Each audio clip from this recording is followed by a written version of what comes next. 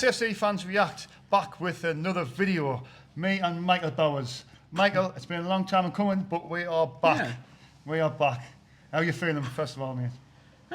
Well, obviously I've said to you off camera, personally I've gone through quite a lot this year, but yeah. in general, considering, not too bad. And yeah, this video we kind of promised at the Sheffield Wednesday game we were going to do it, and it's took nearly took 2.5 months, but I think we both kind of were ready for a break from Sunderland, weren't we? Well, because the way the season ended, wasn't it? The way this calendar year's gone, to be honest, like it's just been shambolic all around, really. But yeah, I mean, we're back here to just sort of discuss all that and everything that's happened since, really. So we're just going to kind of get everything out in one sort of longer video, and if you hear a ping, it's because I've got like people wanting to message me, so I'll just mute them. But yeah, how are you doing? Yeah, I'm good, mate. Obviously, you know, back end of last season, it was the way our season just plummeted, and we were in the mix when Michael Beale, sort of in the mix when Michael Beale took over. His tenure was an absolute disaster, let's be honest. But we'll come to that in a bit. But first of all, I want to say a big shout out to Fitness 2000, the gym in Sunderland, a great gym. I've been training there for the last few weeks. I used to train there years ago. Les Ogilvy has got that gym. It's a great gym. Get yourself down if you want to get into a better frame of mind, better mental state. Just, you know, get yourself in better shape, kill a few calories. That's a place to be. And also Peter Snowball, who's obviously I've been training with the last few weeks. Big shout out to him. He runs a fitness club, Pedro Fitness. Peter is a gentleman. He's a great guy. He's a good friend of mine. And you know, if you want a personal trainer, get yourself down to Fitness 2000 and see those guys. So big shout out to them. Right, anyway, onto the football. Michael, well, we're starting first because you've got all the categories down there, haven't you? You're going to say that all the good things were talked about, and then now we're going to start talking about the football, so it goes downhill from here. Well, for those of you who don't know, basically I've just done, I don't know if you can see from here, I've just got a bunch of bullet points. Oh, mic holders with empty pine glasses as the mic holders. You don't, cheers. Don't see that very often, do you? And buy some mic holders. Your idea, actually. I was just, weirdly, I was using salt and pepper shakers to try and balance mine, and then your idea works better. Aye. So, yeah, well, basically I've got a bunch of bullet points just talking about, first of all, we'll start with maybe looking back at the back end of last season, then we'll basically go through everything that's happened since last season finished. But you kind of touched on it before, didn't you, about how pretty much our last season calamitously ended. Oh God, it's a disaster, wasn't it? Let's be honest. Do you know the weird thing is? Do you know the strange thing is? And I believe that the Beale, and I've said this before, I believe that, I know some don't rate the squad that we've got, and that's totally their opinion, that's fine. Yeah. But for me personally, and I've said this before, even with our issues up front, I don't believe what we had should have finished as low as 16th. I think it should have been mismanaged. Yeah, it was completely mismanaged. Yeah. And I think the Beale appointment, I mean, Beale's results on paper weren't disastrous. They weren't sackable, but I imagine behind the scenes, I've heard a lot of things heard some rumours behind the scenes that things were really not good when he was there. So I think we were kind of, basically, once that happened, we were recovering from that. We were struggling to recover from that ever since, even after he left and Dodds took over again. Yeah. And then obviously under Dodds, results got worse, didn't they? But it's weird because even after, you remember when we beat Plymouth at the stadium? When we came from here, we scored a couple of, Job and Clark scored great goals that day. Yeah. Even after that, we were still in the top six at that point. In the mix. Well, yeah, at that point, that we were sixth after that game. And then everything after that's just gone completely, like, well, it's gone messed up completely. Yeah. I don't know what other words there is to describe it. I mean, I think you could tell it got to the point that by probably the Easter weekend that the season was dead really at that point, and we were all just kind of waiting for the season and summer again. What do you think, Michael, in that season, right? I mean, I know you were Tony Mowbray. You know, I wasn't a fan of Tony Mowbray. Were you not, weren't you? No, but look at, thankfully, Tony's actually... That's the main thing, his health's good. His health's all right. His health seems to be all right. A picture was considering on social media. Considering what could have happened to him, yeah. But I just like, obviously, that's just my opinion. As a manager, you weren't as keen on him as a lot of other people were. But you've got to give him credit last season, and first season in the Championship, he done well, but I think the Championship was a little bit inconsistent. I think we had Diallo. It was definitely weaker at the top. We had Diallo as well, who was the gem money, and I think just a lot of teams struggled with Diallo, Roberts, Clark. It was a very dynamic sort of forward three, and everything wasn't seemed to go away that year. And the problem is you had Ahmad going, and then you had Roberts, who I think struggled a lot from Ahmad not being there. Even Roberts, who I still believe he's a much better player than what last season showed. But on a bit Mowbray, Michael. Are you asking me what the turning point was? I mean, when we got rid of Mowbray, was it the right decision to get rid of Mowbray? Thinking about, if you had a crystal ball, you could predict the future. Captain Hindsight.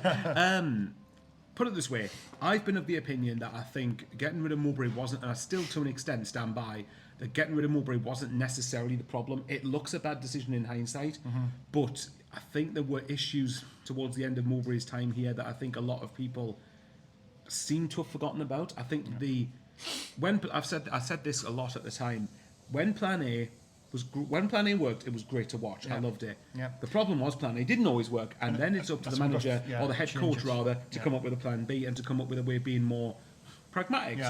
As much as everyone knows my thoughts on Alex Neil at this point, what I will say to him, he was very, very pragmatic and had more than one plan. And you want to make a change, didn't he? And sometimes in certain games you need situations like that. Sorry, in certain situations you need moments like that. You need pragmatism. I'm always thankful for what Mowbray did, and again, as we said, thankfully compared to what could have happened to him, hopefully his health's all right by comparison. That's the more important thing. What I would say is, I still stand by that. I don't think so. I think the goals we were conceding, I felt weren't getting highlighted enough, and kept on happening when I didn't think they should have been. But I also think they're just not changing things up, and sometimes when subs were brought on, it was basically just throw players on the pitch and hope that it works. Now, to be fair, you could argue that Mowbray's probably kept us in the division, which is, it's very depressing when you say it like that. For me personally, I don't know what you think. My main turning point was Beale being appointed. It wasn't Mowbray getting sacked. It was Beale's appointment. Because I think if you get a better head coach after Mowbray was sacked, the season doesn't go anywhere near as badly as it did. Michael, why did they go ahead with that decision to appoint Michael Beale when there was the media, even ex-players, was seeing a lot of people were saying, there's a lot of noises about and saying I wouldn't go there. It's not a wise move. It won't work with the young kids. Well, I mean, look. Why did the club go for him? My suspicion is because he was out of work, and because cheap option.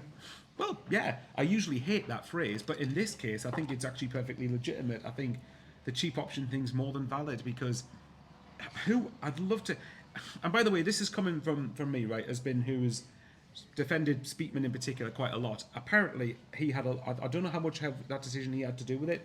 I suspect if Beale was Speakman's man, then every bit of stick he gets for that is warranted, and I'm included in that. He deserves every bit of stick for that, because my trust in his judgment in terms as far as head coaches goes, if that was his decision, has took a hit because of the Beale thing. Like you said on the aftermath after the Chef Wed game, that the words you said, Christian Speakman appointed Michael Beale, and I can't, even as a fan of his, I can't forget that. So with Beale, I think it was just the cheap option. I think he was out of work. I actually reckon, and I've heard this as well, that apparently Beale is a very, very good talker. And he's someone who apparently when you got him in when you're in an interview room with you, he's got you. That's his back to bread and butter. Basically, I'd call him Captain PowerPoint, or Mr. PowerPoint. Like that seems to be his skill set, where he sells himself well on a PowerPoint presentation, and in the interview process, he must have had the interview of his life in order to get that job. Convince them. But let's not kid ourselves, it was not a good appointment. No. And even we were saying at the time, absolute car crash. Even we were saying, don't get him. You could get better than Michael Beale. And the thing is, even the club statement was a shambolic at the time, because they said something like, "Oh, he's got a 77% win percentage in at Rangers." And I'm like, guys, I'm not being funny. In the Scottish Premiership, it's basically a terrible league apart from Celtic and Rangers. It's a 2-horse race for a title, and you're going to win a lot more of those games. If you don't win a trophy there, win percentages don't mean anything. Well, Mike, you got thinking that Neil Lennon won trophies there, because like you see, at Celtic and Rangers, there's only 2 teams. Gordon Stratton, who couldn't do nothing in English football, won titles there because he was the manager of Celtic. There's only 2 teams. I mean, Neil Lennon in the Championship, I think he got Bolton relegated. I'm pretty sure he was struggling with them anyway. Absolutely, you can't justify managing Scotland and saying that's a good. I mean, if you had that win percentage with a Hibernian or a Hearts, then it means something there. Because they're nowhere near the best teams. They might be the 3rd, 4th, or 5th best teams, but it's not Celtic or Rangers. If you're saying, oh, look at his win record at Rangers, like, guys, you're playing against like Livingston and St Mirren, with all due respect to those clubs, but it's not going to be much of a contest. So you're going to get a high win percentage. It doesn't mean anything. So safe to say the Beale appointment just didn't work. But anyway, Michael Beale's obviously reign. As the Summit manager. Can I just quickly say something while I'm on Michael Beale before I forget? we still hope, because you remember the applause his niece got at the Plymouth game. Yeah. We obviously hope Michael Beale's all right. I have no ill feeling towards Michael Beale. Yeah. It just wasn't going to work here. And he was and to be fair, he was on an uphill battle from the start. Some of the things he said didn't help himself. But I'll never forget the applause his niece got at the Plymouth game, and I hope that his niece primarily is okay, because that's the most important thing. And hopefully, because whether we like Beale or not, that can't have been easy for him to go through. So you can say you don't want him as your head coach, but you can still be a good human being. Something's different. But thankfully, more important. yeah, exactly. So hopefully he takes time out to prioritise his family. But sorry, you were going to say, I just had to get that out there. Obviously, Michael Beale's re-up was very short, but then obviously they come to the decision. I don't know whose decision that was. Whether it was Speakman's, KLD, Sartor. We'll never really know. But it was related to his duties. How many games was he in charge, Mike? It was the shortest reign. If you give me a minute, I could actually tell you. That's how sad it is. Here we go. I'm not including the Newcastle game, but like just championship games. So Coventry was his first game, wasn't it? Coventry, yeah. 3-0. Oh, what a time that was! What an intro that was. And the Pip was we were interviewing the fans, and they were like, "Get him out! He's only been in charge one game." I know, but that's just how sad it was. I've already lost count. Hang on. So it was first for Coventry, Hull, Rotherham. Yes, I'm sad. I know the fixtures. Preston, New Year's Day. Then it was Ipswich, wasn't it? Hull, Stoke, Middlesbrough, Plymouth, Huddersfield, Birmingham. So he was in charge for 11 championship games. Jeez, 11 games, Michael. One good thing. Mowbray being in charge of Birmingham helped get rid of Beale. So Mowbray did us a favour even after he wasn't with us anymore. But 11 games in the championship. I mean, just putting it out there, Michael, 11 games in any sort of job, I mean... it's not really a lot. It's not a lot, is it? But when something's obviously not a good fit, right. it's like it had to happen. So we went. So basically, then we basically went. What was his last game? Birmingham. That was the when Mowbray was there. That was when Troy Youngber took off and he went to shake his hand and he just that was. He didn't see him and looked the other way. Something like that kind of sums up the Beale thing. Really, I wouldn't be surprised if that appointment did a lot of damage behind the scenes in terms of because the one thing you could say before then, whatever your thoughts were on Mowbray, we seemed to have a squad that seemed to be very unified and together. And I think the Beale appointment probably wrecked a lot of that. There was a togetherness with that squad, like, wasn't there? Not to go too far ahead at the moment, but I've seen a comment, and it was on a forum, which you can take whatever you want. It might not be true, but it's not the ready to go one. But sorry, say this is the problem. This is the problem when you know people. Just mates of mine, by the way. I don't know anyone. Not celebrity, Michael. Well, yeah, it's more likely you're the one people recognise. But no, what I was going to say was thanks, mate. Whoever messaged me, I forgot what I was going to say. Oh yeah, no, I think a lot of it wouldn't surprise me if a lot of damage had been created and a lot of clicks formed behind the scenes. From what I've heard, and this is off one of the, not ready to go, but one of the other forums, but someone who apparently does have some info at the club. I say apparently because everyone can say that. Apparently the buzz that was there with the players when Mowbray was there, apparently that's come back with Lebris being appointed. Well, that's the hope. Fingers crossed. That's the hope, but the proof will be in the pudding when the season starts. Yeah. But the point I was going to make was, if that had to be repaired, the damage must have been pretty bad from Beale being there. And then we had from Beale ball to Dodds ball. Mike Dodds, I know. Yeah, especially we said we aren't the Mike Dodds. We've got to mention that. We've got to mention it, Michael. Here's one, It was a pretty disaster, wasn't it? Yeah. The one good thing I suppose you could say is that at least we now know Dodds is definitely not head coach material. He's not capable. Yeah. I'm going to hold an unpopular opinion here. I don't know if this is a popular one or not. I don't have a problem with Dodds being on the coaching staff because I know you can people say, he's Speakman's best mate and all that, and I don't think there's much in that. They were together about the Birmingham Academy. They were together. They were, but I mean, Dodds was here. Dodds has been here for quite some. I mean, I know Speakman has as well, but Dodds has been here for quite some time now. And before Speakman was Dodds here before Speakman was even? Possibly, I'm not sure. I'm not sure about that one, but someone might be able to correct us on that. But Dodds has clearly done something that the players seem to respond well to him, and I think if he's on the coaching team, then that's fine. Yeah. I wouldn't obviously keep him I wouldn't keep him if it was at the expense of getting another better manager or head coach. I mean, we've got Lebris now, and hopefully he'll be good. But he's a gem. Yeah, but if you're going to keep Dodds, he's definitely a behind-the-scenes type of coach rather than a head coach. So the one good thing about this, at least that's answered that question, because remember before we got Beale, we said maybe Dodds for the rest of the season might be all right.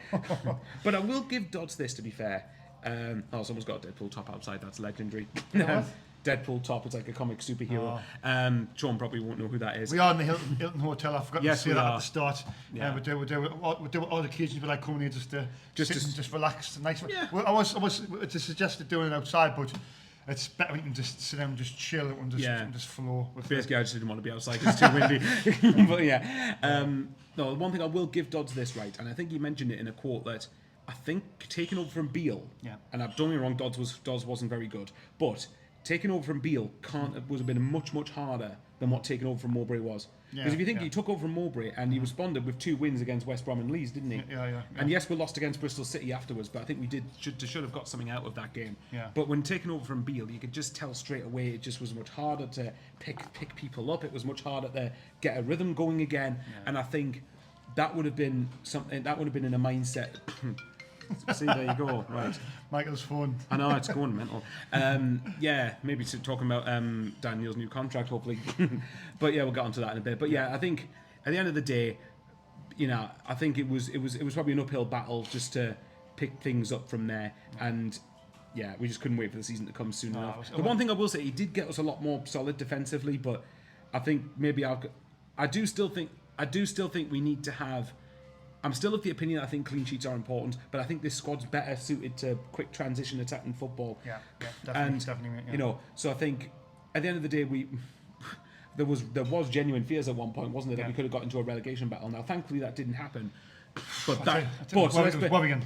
Oh, it was. At one point, it was very worrying. Shoulder. I didn't think we were ever really going to go down, but I felt. But the longer it went, I mean, what did Birmingham went down on? Something like 53 points, didn't they, in the end? But that's what I'm saying. No, sorry, 50 points they went on. Because what was that game where we won and I thought that was the game that sort of settled it? And then I think it was Cardiff, wasn't it, on the Good Friday? I think it might have been. It was when she scored a penalty and Job scored. That's but that's what I mean. At one point, that was like, right, okay, we're probably not going down. But let's be real, that is not the area of the table we should be looking at. No. Exactly, and that's like. So announce us finishing 21st this season. That's like you look at it and you think, well, Sunderland Football Club, even in fighting at the bottom of the championship, it's not right.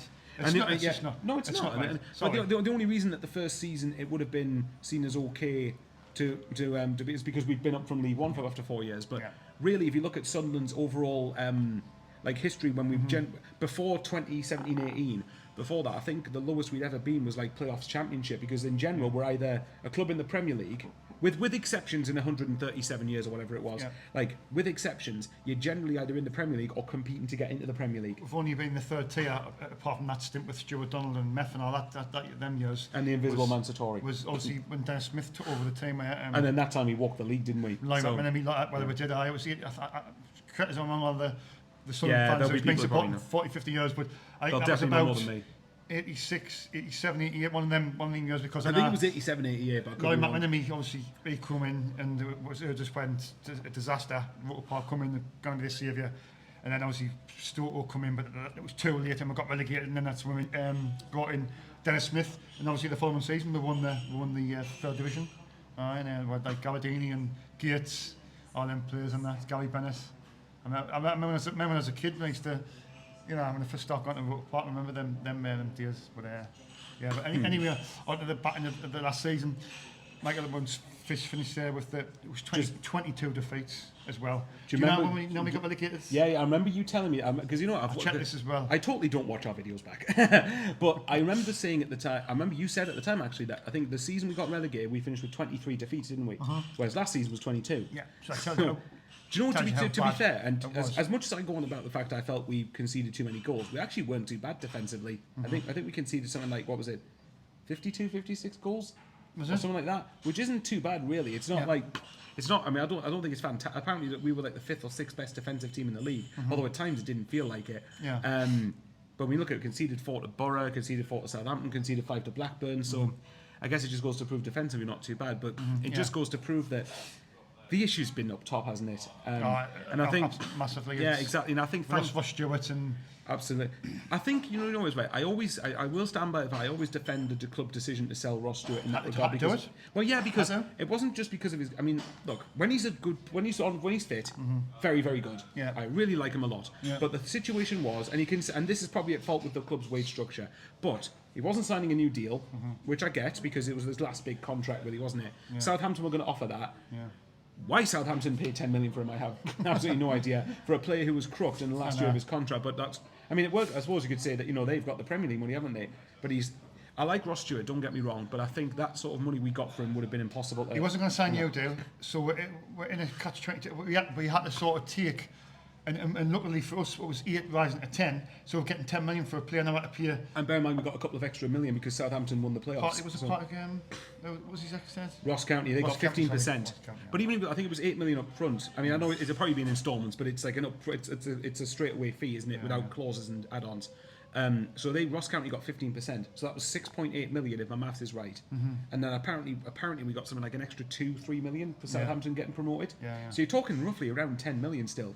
Now that's insane that is one bit of business I will defend Speakman on, because one thing he does know to do, and I'll give him this, and we'll talk on about this later with potential outgoings, is that he knows not to be bullied when it comes to selling players. And for far too long, I have been sick of Sunderland underselling our best players and not getting the fees that a lot of other clubs get for their players. So if we got 10 million for a crook to Ross Stewart in the last year of his contract, I know we'll get on to Jack Clark and Pierre Ekwa or whoever assets later, but it makes me think what we could do there. The issue is then how that money's reinvested across the team. But yeah, I mean, we didn't have Ross Stewart. Obviously, I think I underestimated how big a miss Ahmad was going to be, and I think, look, there's no chance of getting Ahmad back. He's well above the championship level now. That's never going to happen, is it? And Elo Ten Hag's finally had a pair of eyes and woken up and realised he's actually a pretty good player. I think he'll get his chance next season. And good for him. Good for him. He deserves it. And a lot of their fans have been, a lot of Man United fans have been saying he should be calling for it as well. Turn the thing. The issue now becomes, I mean, I suppose we get on to it like.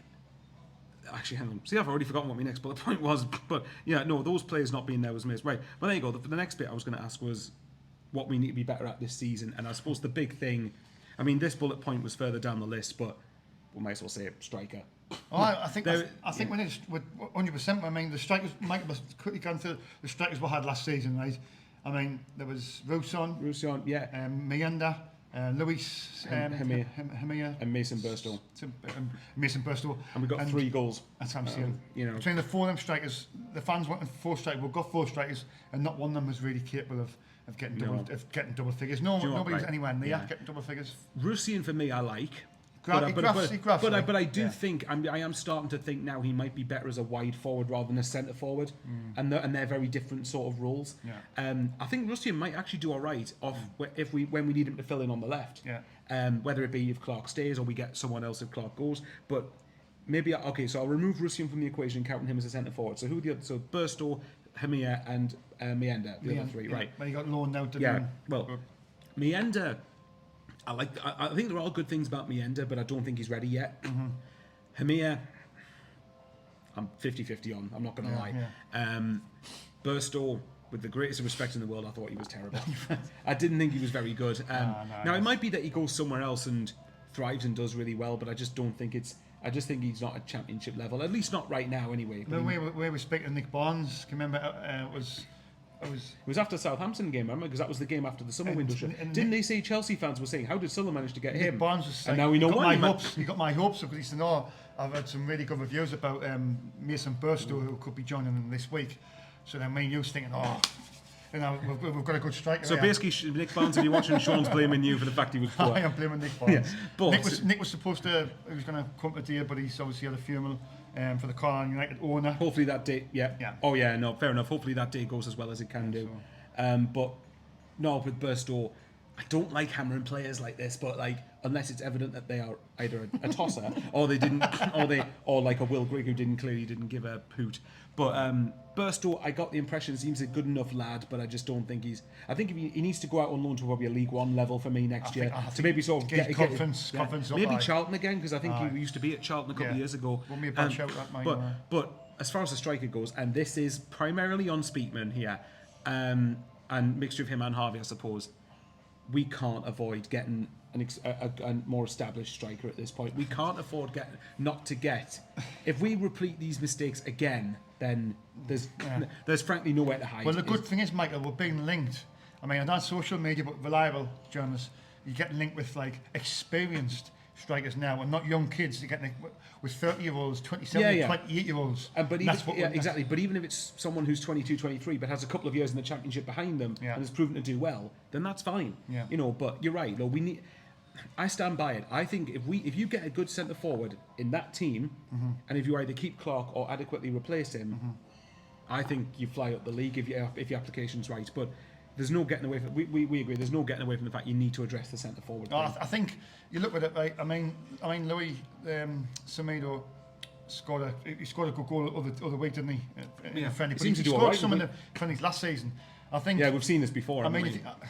I would see it, send him out on loan, send him out on loan, keep Roos I'd on, agree. and bring in maybe 2 to 3. You'd need at least 2 in that At least scenario. 2, Yeah. and it's got to be 2 experienced ones. I'm just hoping one of them's really good, and maybe if 2 of them's if 2 of them's really Well, good, it might be then that- happy days. But Yeah, it might be if one's a goal scorer and the other one doesn't get as many goals but adds a lot, like what Ross Stewart did to our general play. I mean, Ross Stewart could do both, obviously, but like if you had someone who's a focal point and brings our wingers and wide players into play because it frees up space and occupies defenders, that's where we're at our best when we played the way we did. do you think that could be the problem, Michael? Because we've lost Ross Stewart and he was a complete striker. We loved him, didn't we? As complete a package as you could have done. He's the complete striker, and now every striker comes It's in, judged by his judged, standard. and you're comparing him to Ross Stewart. I think that could be a little bit of a problem as well. Yeah, it probably could be, but I think the thing is, Ross Stewart was like one of those rare gems. Like He was where you know, were signing for a low fee. exactly. I mean, what was it? 300 grand we signed him for. You know. That's what I'm saying. So, but this is the thing. That's the job of the recruitment team, isn't it? They've got to find someone who's able to. Look, I think I wouldn't even be against if you signed someone who got 10 goals this coming season, but creates so many chances for our wingers to score goals. And then if you do that, then it's on the wingers if they don't finish those chances. I mean, I suppose we'll get onto the main sort of striker. I mean, it's Alexandra Mendy from. Now, is it FC Caen? I think it is. It sounds like Star Trek Caen. And he scored 20-odd goals. For me, though, it's only in France. It's only in the French League too, though. That's what surprised me a little bit. The thing I would counteract Me, you and Dave were talking about this in the WhatsApp group, and he said the same thing. Dave doesn't like him, basically. I'm joking, by the way. Saying that No, it's not a good standard. It's not as good a standard. he's Is saying it? that some fans they're happy because we're going to spend some money on a striker. And Rather that's than wrong. about the player himself. Himself, aye. But remember the thing I did counteract that, and Dave knows what I mean here because he absolutely loves him. Would people have said this about Ross Stewart before he joined? Like if you look at it, he played for Ross County in the SPL, and I've already said before, apart from Celtic and Rangers, is the SPL really any better than the French second division? It might be a bit more physical, the league, but being a more physical league doesn't equal quality for me. So that's the thing I would counteract that with. But just because Ross Stewart worked doesn't automatically mean Mendy will if he did sign. Yeah. I think it's a tricky one. I'm trying to find Alexandra Mendy's. Oh, here we go. Alexandra Mendy. So his last 3 seasons, I believe. Let's see if I can find it. Here we go. So in his last 3 seasons in League, it sounds like saying League 2, like English League 2, but right. In his last 3 seasons for Caen, he scored 22 goals last season, 19 the year before, 16 the year before that. So if my maths is right, that is 57 goals in the last 3 seasons. Same I was thinking as well, when Ross Stewart come, I'm not sure what his goal ratios, but it wasn't great. It wasn't good. As I checked this, and then whatever they were doing on the training pitch, they obviously transformed, I think, Ross Stewart into a better player, into a complete striker, really. Well, he got something like 26 goals, didn't he, the year we went up from League One? So he was phenomenal in that year. Like I've said, in League One. Yeah, absolutely. I mean, look, just because Stewart worked doesn't mean Mendy will if he does, and this is if he does sign, obviously. But like, I'd rather sign someone who's got that record in the French second division than signing someone off, I don't know, a Premier League club, for example, that's got like 1 goal in 20 games or something. You know, it all depends on context of the level. Like, just from looking at him, he does look like a bit of a tall bugger and a beast. But a unit. Unit, that's it. Yeah, Man Mountain. But centre forward, Man Mountain. But like, a lot of it comes down to how does he adapt to the Championship. The English game's different to the French game, so it is. You know, like so. Look, there's different things to consider in that regard. Me personally, if I was looking at, let's say Mendy's one of the strikers. The other one I'd be looking to get, and I think it should be realistic, but it might not be because of wages, is Tom Cannon from Leicester on loan. Well, that for me is the one. We spoke about this a lot. Yeah, I've said this probably hundreds of times. It's a no-brainer. I think it makes sense, and this isn't based on any links, by the way. I'm saying what I would prefer. I think it makes sense for Leicester because if Leicester go down, if Tom Cannon's had a year, say with Sunderland, and scores goals, then Leicester in a year's time would have a ready-made Championship striker for themselves. It helps Sunderland because we get a good striker, and it helps Tom Cannon because. Is he going to play for Leicester in the Premier League at the minute? I don't think he is. No. I think he would need to go somewhere to develop. But it might be that Steve Cooper, who's just took over at Leicester, might rate him. He might want to keep him. So if Tom Cannon was available for a loan, that probably wouldn't happen until the last few weeks of the window.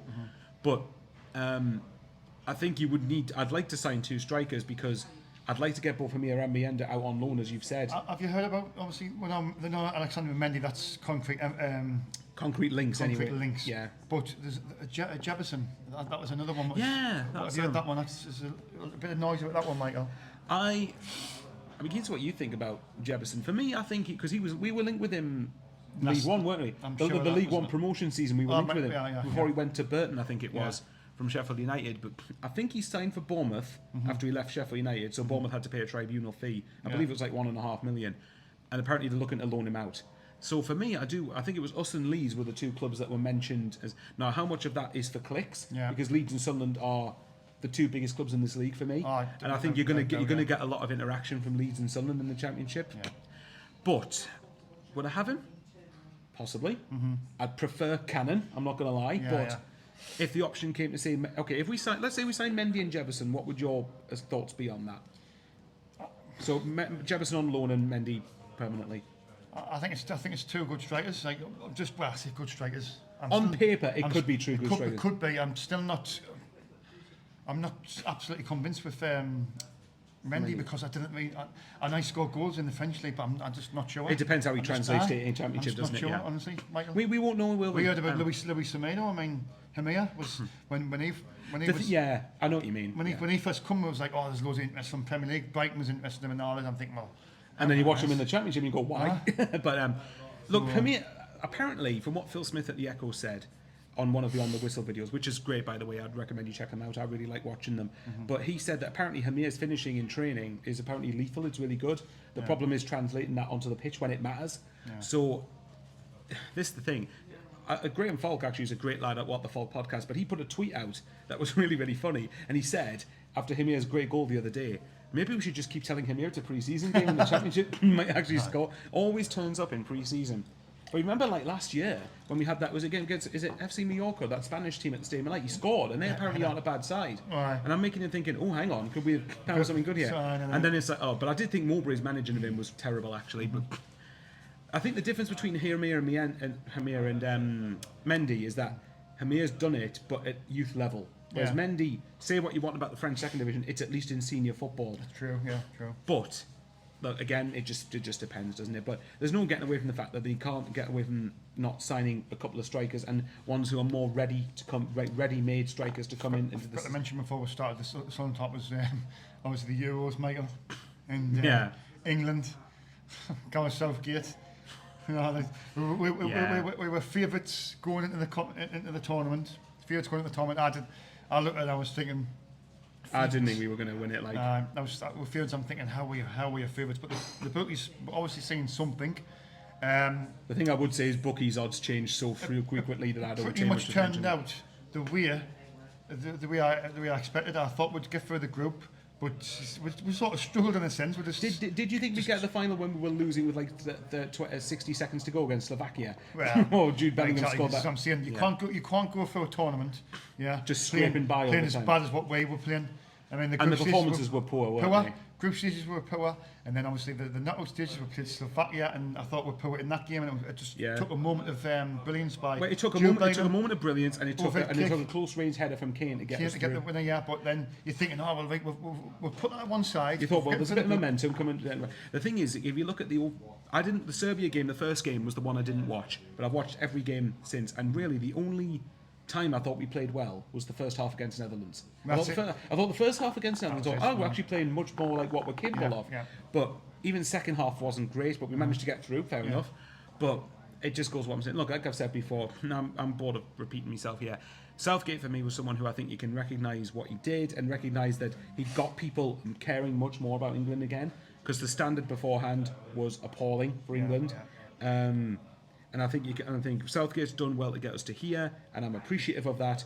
But to get to the next level, I think we needed someone better. You need a winner. He brought the squad together. That's what I like about it. It seemed that there was a togetherness. The players were united. One there, you could see there was a good rapport between the players. Yeah, but when it comes to tactical decisions and things that can win you games, this is why I always say, when you get the knockout stages, this is when you. Do you mean things that can win you the big games and the ones where you earn your money? And this is when I said, this is where I assisted Dave Waller. I talked to him. Dave, I was speaking to him via text. I forgot to message him back as well. But we're Oh, talking Dave about- Wall, he's allowed to constantly go on Fans React, isn't he? Yeah, well, he's a lovely, he's a great lad, great lad. Well, I've got his number, and what we're talking about, and I says, I'll tell you what will happen. As soon as we play a good side, they'll get knocked out. But you look at it, we were in for the group stage. The group stage is easy. Then we played Slovakia, we were terrible, we just scraped through. Then we played Switzerland, which I in the thought quarters. we were lucky to win. I thought We were really very poor in that abject game. Really poor. But it took a brilliance from Saka to equalise. And then penalties, 50-50 lottery, isn't Penalties, it? By the way, I will say, I'm glad that Saka scored a penalty, by the way, for after the crap he put up, the penalties crap were he brilliant put in up that with game. 3 years ago. I mean, the five. I mean, it was. Who took the first one? It was. I'm trying to think who took them. I think Cole Palmer took the first Cole one. Palmer. And it was Joe Bynum. And it was Saka. And it was. What's he called? The striker from Brentford. Ivan Toney. Ivan Toney took and the then fourth Trent one. Alexander-Arnold. Trent Alexander got the winning so one. look, the penalties one, are lottery. To be fair to them, Netherlands I thought we deserved to win over the course of the whole game. That's the best game we played. But the problem is that's been one game. One game out of how many? You've got to be consistent to win a tournament. That's what. Well, 7 games we played, wasn't it? So it was one game out of 7, or one half of 7 games of football. I'm thinking, though, we've got the fan thinking, well, maybe he's got to do this. Just that one little game where we'll suddenly magically turn up. We'll turn up. And Spain have been phenomenal for the tournament. And to be fair, we did. I didn't think we went. I thought Spain were comfortably the better team. Oh, they were the better. They were the better team, but I think we allowed them as well. Though, Yeah. Tactically, we looked all over the place. Well, you'd be happy then because it meant Southgate left a couple of days. Well, later. he left the 2 days after the Yeah, he did. He left in that. Yeah. And I think people say, oh, Southgate's done this and Southgate's done that. Look at Southgate's record in the knockout stage and look at the teams he's faced. You know, in the exception of Holland, I thought Holland's a half decent side. I thought we did play well that night. Yeah, but Switzerland and the Slovakia game, you can't say we play well in them games, and even the group games. Why am I seeing a Newcastle shirt in Sunderland? God. Oh, it's depressing. Well, the steam letters in your come on.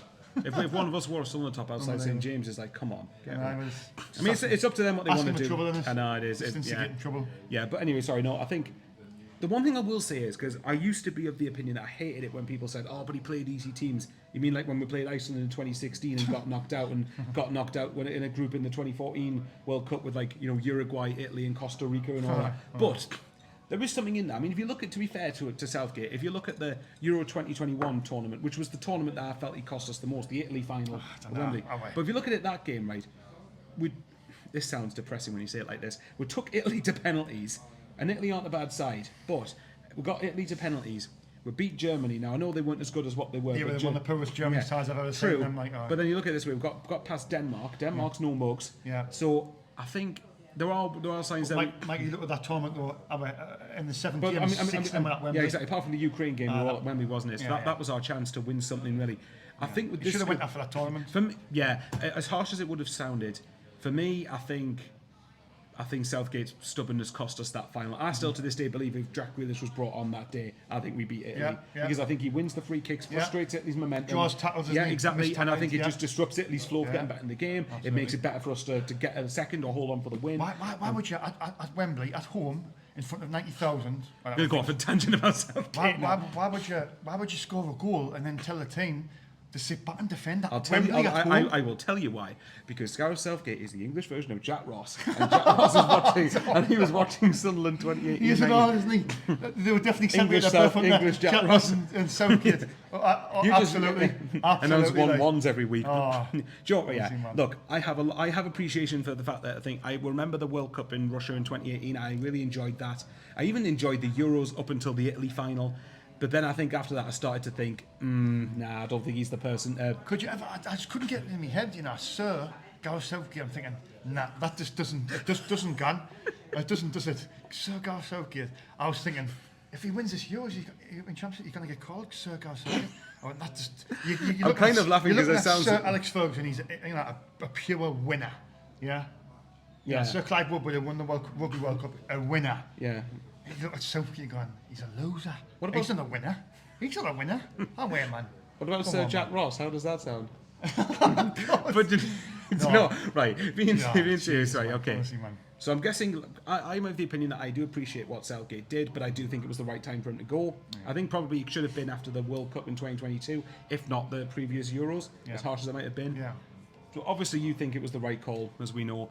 Who would your ideal person to be to take charge of the England team now? I'm glad you come to this. I've been thinking about this a lot, quite a lot. So I'm very passionate about the company, and I'm probably more. You're more Club-centric. You're more club. And By the way, I'm when it comes to in the middle. tournaments, I'm England, but yeah, like I'm like in the middle. Like I love Sunderland, I love England. There's no sort of. that's fine. Everyone's different. Everyone's different. I'm just annoyed that we've just wasted. I feel like we've wasted. Do you think we've wasted the last couple of tournaments? At least a couple. I think even the one at home, and we've got to the final. I'm thinking if we had a better manager, imagine if we had a Jose Mourinho or a Pep Guardiola or a Jurgen Klopp or just a winner, somebody to guide them or get them over the line. I think that's just what we needed. But you're asking us Well, who would your preferred candidate be? Well, people say, it's got to be English. I don't think it has to be English. I think, do you know what? Jurgen Klopp, yes, he's German, yeah, but Jurgen Klopp, the team leaves at Borussia Dortmund, them players would run through brick walls for him. When he's at Liverpool, them players would run through brick walls for Jurgen Klopp. Why would you not just ask the question about Jurgen Klopp? I mean, he's out of work now. He just want to go into. He wants to be out of the day-to-day run of a full-time job, of club football. So why not ask the question to Jurgen Klopp? Jurgen Klopp, do you fancy taking charge at Sunderland in the Championship? Do you remember when he said, Jurgen Klopp said, I love watching the Championship? I'm like, if you feel like you're getting heart palpitations with Liverpool, Sunderland will send you through the roof, mate. Definitely. But no, seriously, right, okay. I think there's two people I would have in mind for this, but whether I don't think either will happen. Jurgen Klopp's one of them, but I do wonder how big is the Germany-England thing for him? If that's a big thing that moves him out straight away, which is fair enough. Yeah. The other one for me, which again I don't think will happen, but because of compensation, is Eddie Howe at Newcastle. Now I know some people will say, not a bad show. Some people think I'm saying that just as a Sunderland fan. Yeah, there is a tiny little part of that. I'm not going to lie, but I think if you take away, right, yes, he's had the money to spend, but if you really look at it, look at the players that had the Steve Bruce put into them. And he transformed them. I'll give you a brilliant example. Joe Linton. Joe Linton was hopeless before Eddie Howe came in. Exactly. Now, yes, granted it was because he moved him from a striker into midfield, but Joe Linton to this day, and unfortunately I live in a Newcastle household. I live in a Newcastle-centric household, so I do watch some of Newcastle's games. Joe Linton, as far as I can see, is one of the best, more underrated midfielders in the Premier League. Yeah. A lot of that is down Eddie Howe. He has improved the players. He has got the style of football much better. Tactically seems to be. I mean, tactically, I don't know how good he is, but I think he has got it drilled into them how good they've played and how good he's got them set up. Yeah. And if you look at how, there's a reason that Newcastle, finished like 4th and then 7th in the last 2 years, unfortunately. But if you take away the bias for a moment, Eddie Howe for me has done superbly at Newcastle, regardless of the money that's been spent. If you want to just look at the money being spent, look at the money Man United spent, and look where that's got them. Yeah. Exactly. The amount of money you spend doesn't guarantee you success. You have to be able to go out and have the right system, the right personnel, the right fit, the right tactics, the right sort of players, the right attitude. Eddie Howe has instilled a lot of good things at Newcastle, and I think he would suit the players that what we've got to a T. Because now I don't think Eddie Howe will go. Because War Keith Downey has been saying that and it's said pretty much what I expected. Newcastle will, to be fair, have every right to demand a lot of big compensation, and I don't think the FA would pay it. I don't think they would pay it. So that's who I'd like it to be. Klopp. I'd like it to be Eddie Howe. Who I think it will be. I think it will be Graham Potter. Michael, please no. It's not who I want. It's. Well, who do you want and who do you think? Looking at Englishmen, like, there's only really Eddie that stands out. There's only really Eddie Howe. Yeah. Graham Potter done a good job with Brighton, and he went to Chelsea, and it was an absolute car crash disaster, wasn't it? Yeah. So you look at it and you think, well, could you really trust him with? I mean, you had world-class players at Chelsea. Could he be trusted with the world-class players with England? Yeah, true. I mean, he built up a good rapport at Brighton. He done well. Got promoted. He done well in the Premier League. Done really well. But if people want to go down the English route, which I don't think we should. I think it should be the man. I think the FA should look at it now and think we need a winner.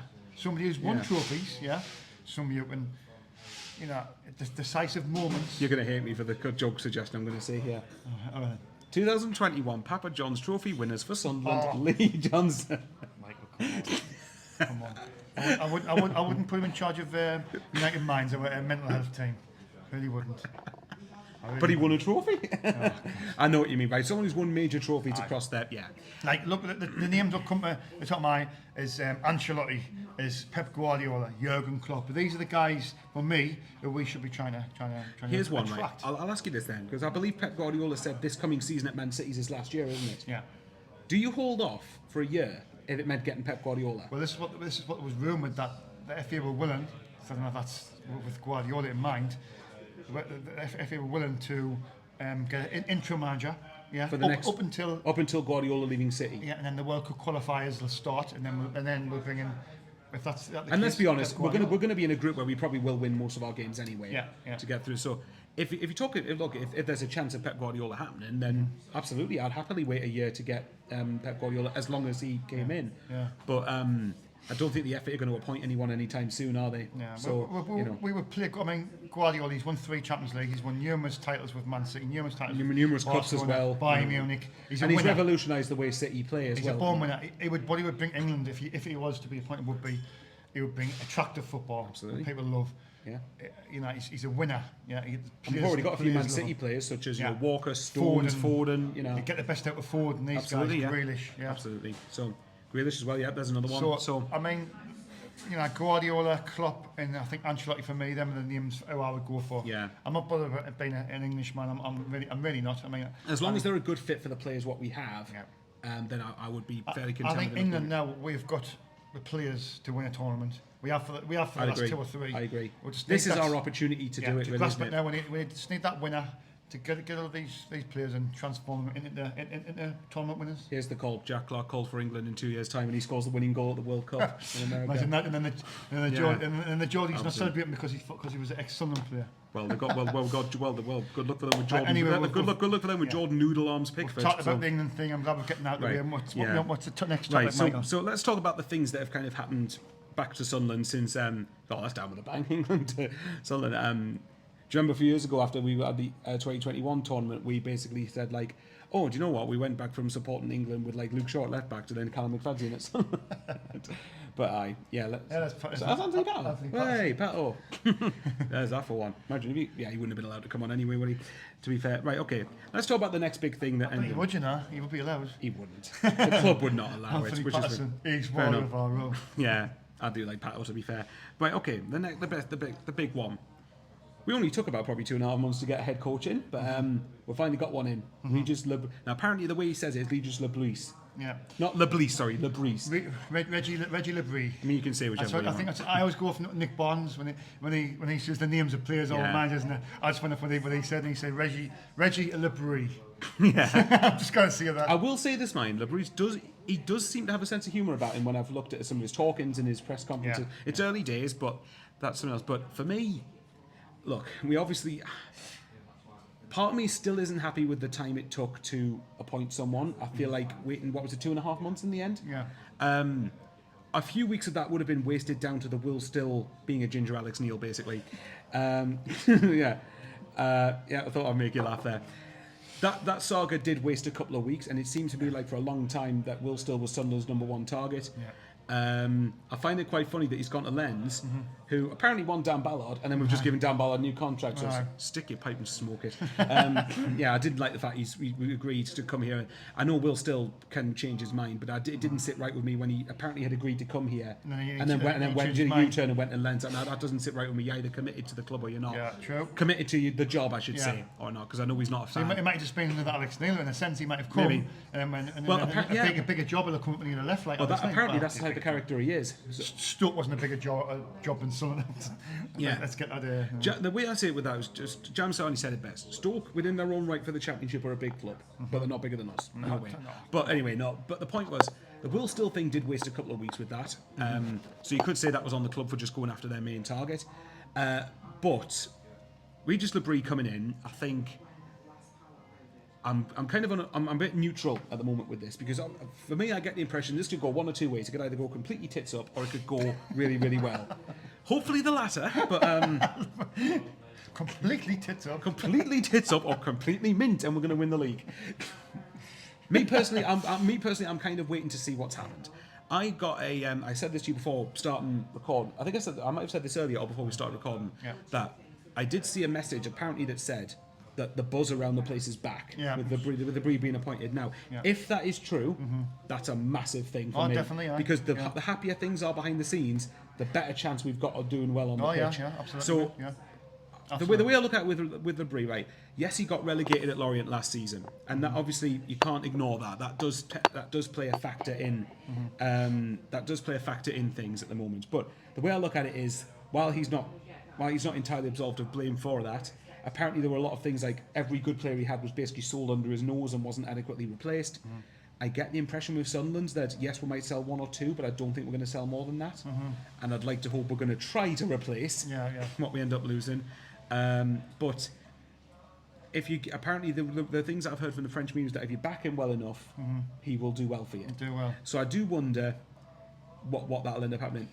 As someone who's missed a clean sheet, the defensive record last year at Lorient did concern me a bit. But the way I'm looking at it going is, I'd like to think we have better quality for the league we're in than what Lorient last year might have had for the league that they were in. If you look at, I mean, but I don't know. He got relegated. He got a team relegated, didn't he? Last season with Lorient, he got relegated, but that was after every player was basically sold. So I'm saying, you look at Eddie Howe got Bournemouth relegated. Yeah, that's true. How well he's doing for Newcastle. That's true. Do you know what I mean? That's one way of looking at it. They still their best player. Well, Yeah, so it just depends, really. It depends on the fit as well, doesn't it? But we'll wait and see what happens. Look, obviously the win percentage thing, I don't pay as much attention to that because different situations at different clubs could do it. Like we mentioned before, Michael Beale had a great win percentage at Red Rangers, and that means absolutely nothing because of the context of the league you're in. Yeah. So if this appointment goes wrong, then that is on the likes of Speakman and KLD, then they've got to own up to that and own up to the fact that it wasn't great. But me personally, everyone knows who my number 1 choice was for a while, which was Danny Role, and even to the point where I convinced Shaun on Danny Role. You know, and I'm calling it now, by the way. Sheffield Wednesday will be nowhere near the relegation battle if he stays the whole year. Mid-table, I think. I think they might even be top half. Top half. Yeah. I honestly think Sheffield will do really well. That was the main guy who I wanted. Yeah. I even said this like adamantly at the end of last season after we watched them play. If he gets backed by the owner, you never well, know. The Ian Pervader thing's quite interesting. I've heard a couple of interesting things on that. But the thing I would say is with Labrie, to get a round off on Labrie before we get to the next point, is that I think he's someone who, if he's got the right culture and the right players and is the right fit, then he could end up doing. I get the impression that the style of football we play, we want to play with very quick, fast transitions, and it's not too dissimilar to what we were doing when we were at our best under Mowbray. But obviously, I'm hoping that Labrie's a bit better tactically than Mowbray, because while I like Mowbray, I think tactically that is where the little fine margins could cost you in terms of trying to go up. And let's not kid ourselves, this coming season, we should be aiming for a minimum of top 6 place. Absolutely. For me. Absolutely. It's got to be the minimum objective this season for me is the playoffs. We're pretty... On Reggie Labrie, I don't really know a lot about him. And apparently when he had his best players, they were doing well in the league. Well, apparently he was with... Sorry to interrupt you, but they were 10th in League Earn. And apparently for Lorient, that's very good. Apparently they're quite a yo-yo-y sort of side. So if that's the case, then he's done exceptionally with that. But yeah, I mean, it's... Sorry, go on. I'll let you. Yeah, but no, like you say, he plays good attractive football as well, fast flowing football. But he lost 2 or 3 of his star players, and that's how the. And it was all within a couple of windows, wasn't it? It's quite a lot. They've sort of plummeted as a result of that. Yeah. But look, we're lucky. You've got to get behind the guy, like we have with Mowbray, like we did with Michael Beale. We tried to do with Beale, yeah. We've got to get behind. You mean get behind them until we've got a reason not to be behind them? You've got to get behind them. You've got to forget about last season. And I had a couple of arguments on Twitter just recently, and not intentionally, but people were saying about, as I mentioned, I said just be careful because we were pretty poor last season. I wasn't like, I went, well, Shaun, just forget about the past. There is every chance this could go wrong. There's every chance it could go wrong. That's not... and I'm someone who tries to be glass half full with Sunderland, which is funny because I'm pessimistic about a lot of other things. But I think there is a possibility that this could go wrong, and if it does go wrong, then the club have got to be held accountable for that. It's their last chance to live. Because to be fair, Michael, the relationship between the fans and the regime and the regime now has actually built that up, hasn't it? Since it's building. I don't know if you put down about the new shirts and everything, and you put that one in. No, I didn't. But let's talk about that. We've said before, right? The regime, like you said, the regime. We've said loads of times, even on our WhatsApp chat that we're in with Dave. We've been saying like the regime in a lot of ways, right? This is like almost last chance saloon for them in the eyes of a lot of supporters. I do think they have got a lot of things right since they've come into the club, but we're at a point now where we need to start kicking on. But in terms of off the pitch with the sales of the shirt sales, look, they were saying there's been occasions where there's been 2 slots of shirt sales happening at the club, and they've ran out of stock. Both sold out. Now, in some senses, that's a good thing because it means they're making more money because they will make more money. But we've said all along, this has took too long to get to this point. But I will say, mind, David Bruce already at the start seems to be making a very good job because he's getting us better commercially off the pitch. He's getting us to the point where we're starting to take ourselves a lot more seriously as a commercial brand, and I know we don't like thinking of football clubs as brands, but that is where a lot of it is going. And I think when we don't have parachute payments, every money we can make matters. Counts. Every penny counts. Sorry, you were gonna. No, I was gonna see about the shirts. Apparently, there's two things I want to see.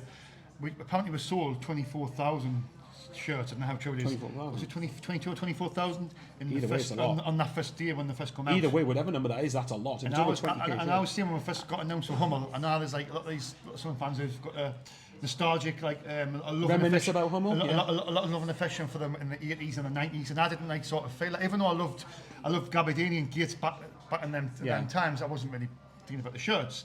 You think about the players who's wearing the shirts. I've since bought one of the shirts. I will say, man, that home shirt this season looks class. I thought did you not buy I it? haven't got it yet because my auntie said she was going to get it for my birthday and it hasn't been ordered yet. Oh, right. Well, I did get one. But one way or another, I will be getting one. I didn't get one when they first come out. Everybody was queuing up. Where's fans getting it for us? Jazzy and Steve queued up, and there's loads of lads queued. Steve Cass, a few of my other friends, they queued up, got them. And obviously, Giles and Steve were there as well. They've done a vlog. Cracking channel, by the way. Go and subscribe. Definitely. Keil Day was there, giving pink. Free pink slices, apparently. And so it was a good little thing. The regime was there. The Bruce was there. See, I didn't get mine. I've just recently getting them a try on. It's lovely. Like the detail of it. It does look so much good. It is. And do you know the thing? One of the things. I'll take the words back. What I said. It's such. Do you know one thing that is such a small detail, but it's something that for me makes a massive difference? No plastic sticky on shirt. Sewn on it's sewn on and embroidered into the material, and that looks so much better. It looks a lot less tin pot than the previous couple of shirts. I wish I bought the shirt and I could have thingy, but people are saying it by now anyway. The quality of it is just it's lovely. It's just brilliant. Do you know what? I never thought I'd see this because I love Nike and Adidas, but it's the best. Hummel's knocked it out of the park. Oh, absolutely! Shirts, It's the best home shirt we have had for a long time. Do you know one home shirt that I thought was really underrated and actually liked it? I think it would have been better had it been done by Hummel. The home shirt we had in the lockdown season that I really liked. Was that the night one? Was that the? No. I think it was the first night one. I think it was the season when Parky got sacked and Johnson got appointed. That's the home shirt we had that year. I really liked, but this home shirt's the best home shirt that I've ever seen. Since I've got into football, certainly it's my favourite home shirt that we've done because it just looks like. It looks like the club hopefully are finally listening to what fans are saying. Look, you can't consult fans, as we've said before, with every decision. That's totally fine. But we need to be consulted enough to feel like we're a part of something. And if you tap into that, the revenue you can make is just off the charts. Because let's not kid ourselves. I think we're the biggest club in the Championship. I think Leeds, I know Leeds fans will have something to say about that, but I think us and Leeds are definitely joint. If we're not biggest, we're definitely the two biggest. Leeds are a massive club as well. They are, but I think we're slightly. I think we've got bigger potential than Leeds have got. But the point is, we've got a massive customer base, and we've got one that. And this is why it's infuriated me to stay off the pitch, even when we've been doing well on the pitch. You know, I'm glad that we're starting to take it more seriously because the money you can make off of that could lead to better brand deals, could lead to more sales, could even help out in terms of like fixing the stadium, giving the stadium a makeover. Things like that make a difference. And Michael, the away shirt, have you seen that? Yes, I have seen it. But that's obviously out tomorrow. I think that's the release date for tomorrow. Yeah, I'm not going to queue for it, but again, it's a lovely shirt. And it's been thought out really well. It's the two shirts. It's just basically. They've knocked it out of the park. They really of the. I don't know what year it was. Was it a year we comments? Was it a year we walked the championship and got promoted or something? It was the year Gabardini and no, that was sorry. It wasn't. Was it 1990? I think. No, it was 92. Was the white one? The one that's coming out tomorrow. The white Hummel one. That was the 92 FA Cup final one. Now the home one. So you're saying we're getting to the FA Cup final this year? You never know. Imagine that. Imagine the season. You never know. But you know what? Like, I'm not as big on the old badge. I know a lot of people are, and that's fine. I know you love the old badge. I love the old badge. Right? I think it's because. But I like them both. No, it's fine. I'm personally much more preferred of our current badge, but that's the one thing for me. If they had our current badge, I think that would have made that a little bit better for me. But I must admit, the old Shipyards badge, I do think it goes well on the shirt. I must admit. So I think that's a big tick in the box for the club. I think David Bruce said himself, we're still some way off the pitch to what we want to be and where we should be for a club of our size, but we're taking significant strides towards it, and hopefully it's a continuing an upward trajectory in that regard. All right, next bit we'll talk about is, I think we've covered a lot of it already, right? We've already talked about the striker thing. Right, let's talk about the players we have signed. So far, we have signed Simon Moore, Alan Brown and Ian Preveda yesterday. So obviously they've all been free transfers so far, but two of them have got significant experience in Moore and Brown. Preveda's one that's kind of had issues with injuries, I think. So his But he's got massive ability. That's what I've heard. Massive, We'll start with Simon Moore. For me, I think it's a solid enough signing. I think he's signed just to be number 2, basically. Yeah. And I think it might be someone that a bit of experience for the dressing room might actually be really, really good in that regard. Yeah. I don't know as much more to say about Simon Moore than that. I think he was Coventry's second, third, or fourth choice last year, so I think it's a cheap enough deal to do. Yeah. Back up. It allows Matty Young to go out on loan. It allows, obviously, it's allowed Bishop to go out on loan, Bass to be sold. Yeah. It might even allow someone like Adam Richardson to go out on loan. Yeah. You know, so I don't know if you've got anything to add on Simon Moore. I think it's just a signing, a decent-ish number 2 signing. Yeah. Do you think he could challenge Patterson? Or do you think that's not going to happen? I mean, maybe, but I doubt it. I doubt it. I think, and apparently, I think Phil Smith again said this on the Echo podcast, The Raw, that if Pato was to be sold, apparently we were going to invest in a number 1 choice. No, Pepsi Max, that's all right. No, but like, no, thanks, mate. Honestly, it's. I'll get him. Do you want to give him another drink? No, thank you. Basically, I'm making me mate Paul wait for us, bless him. No, thanks, Shaun. But you know what, right? Simon Moore for me, I think Phil Smith said if we sell Pato that we're going to invest in another first choice keeper. Yeah. So I get the impression Simon Moore might just be a sort of steady-ish pair of hands, but hopefully isn't called on too much because our first choice is doing well and playing. Yeah. The next one, this one for me is the one I've actually been most impressed with so far. Alan Brown coming in. I think. No ice for me, please. Thank you. All right, Alan Brown for me is the big one so far. I know even Paveda apparently has got talent, but in terms of, I've said all along, even as someone who I felt like the experience thing's still to an extent been used too much as an escape route for some of the younger lads when they don't perform.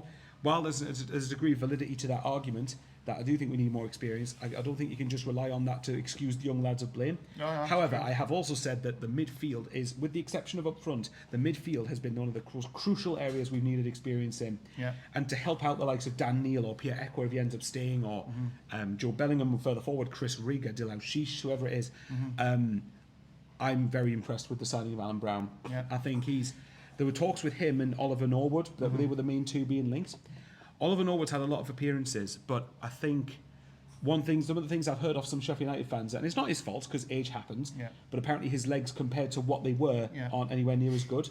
Do you think that's a direct replacement for Corey Evans, do you think? Alan Brown? Yeah. Potentially, but I've heard apparently he's someone who can play in the number 6 role that Evans did, but can also play in an 8, can play box to box and so on. Yeah. Me personally, I would still go for Oliver Norwood anyway, because I think he would be the Evans replacement basically. And yes, even if Norwood's legs aren't as energetic as what they used to be, if Norwood's happy to come in and fill in when needed and play an important but bit part role, I'd be very happy with that because you've got 2 experienced midfielders in there. Yeah. It might even facilitate the sale of, say, Ekwah, for example. And then Dan Neil's got somebody to play well, exactly. That's what I think he's missing. This is what I mean. So if you've got the experience and someone who can do the grafting and the dirty work in front of the back 4, it flourishes. It allows the forward players to flourish. It allows Dan Neil to get further forward. It allows Rig when he plays to get further forward. Job if he plays to be further forward. Sheesh to flourish more without worrying about what's happening at the back. But Alan Brown, I think, is someone who's got over 400 appearances. I think with Preston, he's been there for over 10 years. Their fans were gutted to see him go.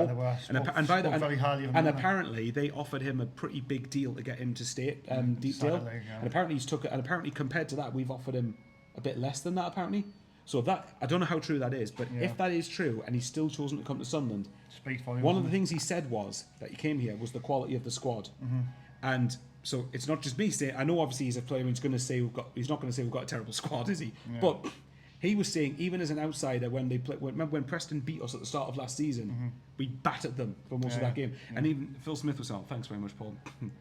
Thanks very much, pal. No, honestly, like, he was saying, Phil Smith was talking about Alan Brown. That's positive. Possibly. No, but like, we'll have a taste and see if it's Pepsi or Diet Coke, I guess. Phil Smith was saying, Alan Brown had an interview with Alan Brown, and Alan Brown said when Preston beat us at the start of last season, there was no way that they should have beaten us. He was part of the team that did beat us. That Sunderland battered them and how we dominated most of the game. So it goes to show that if a player's saying it, and it's not just me, that I think the squad is better than what some people think it is. Again, it's opinions, it's fine, but for me, Alan Brown, I think he adds a lot of experience. 29 years old, free transfer. I haven't got a problem with barely spending any money on older players, as long as when the best free agents are available, you get them exactly. So, I don't know, what do you think, Alan Brown?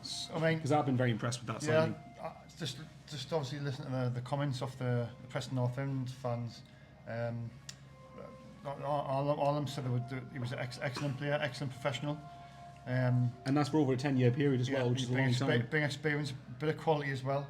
Add some goals as well to his game. Yeah, probably get 4 or 5 goals a season, maybe. So you could look at. He's a free agent as well, so you haven't spent any money. So it's brought that experience to the squad as well, which I think we've really lacked in midfield. In a big way. So yeah, I think see what he looks like if he gets a hat trick in his first game at Cardiff. Well, we hope so. I'll let you start with the last one, because obviously I've waffled on for the last couple of signs. Right, Ian Poveda, who was announced yesterday. Well, what do you think? I've seen a lot of clips of him, and I've got to be careful with clips on YouTube. Yeah, anyone can make anyone look good. But no, I'm speaking to a few Sheffield Wednesday fans yesterday on social media, and they're saying that quite a few of them got in touch with me. Honestly, Sunderland, you've got an absolute gem, an absolute quality individual in this guy, in Poveda. He's just brilliant. On his day, he's just unplayable. That's just the words, unplayable. This is the only downside. He's a little bit fitness record, injury prone, and a little bit made of glass. I'm thinking, but he'll fit well in Sunderland. He fits well in with Sunderland, doesn't he? Yeah. We're seeing a few. You're injury prone, mate. Here's a 5-year contract. Seen a few clips, and honestly, some of the turns and that, and some of the assists he had.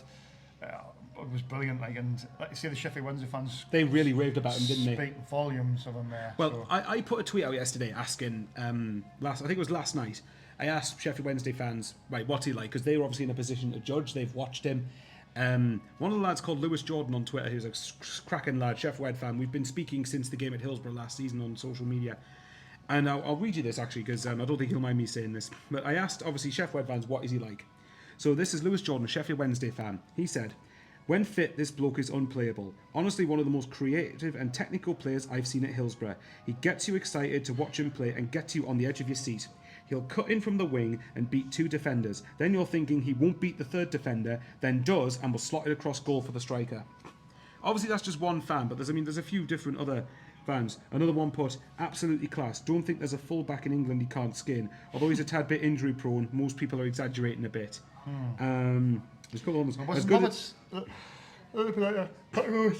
See, he's bored. He's yawning, thinking about Patrick Roberts. Bless him. So Jim's goes tired. Well, you're getting in good shape with your muscles.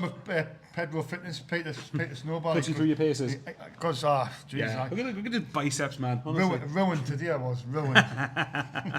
But no, honestly, there's a few people like another one saying, as good as he is on the ball, he's smart with it. Quality player at this level, gutted we haven't signed him. Mm-hmm. Yeah, there's quite a lot of Chef Wed fans that responded. Another one is, he's a top player, Michael, and was largely unplayable on the wing. If Poveda stays fit, it's a fabulous signing for the Black Cats. Wednesday fans wanted him to stay at Hillsborough after his loan spell. I hope he has a great season for Sunderland, mate. Yeah, I will say, like I said, I love Sheffield Wednesday. They're a class bunch of supporters.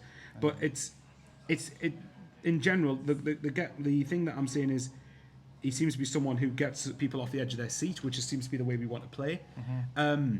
The injury bit does concern me a little bit, but at the same time, if he had a perfect injury record, he probably wouldn't have signed him in the Championship. But having said that, I will say this: the fact that we've given him a 3-year contract would suggest to me that we see something in him to give him a 3-year contract with an option as well. Yeah. So I hope that he's not signed as Clark's replacement.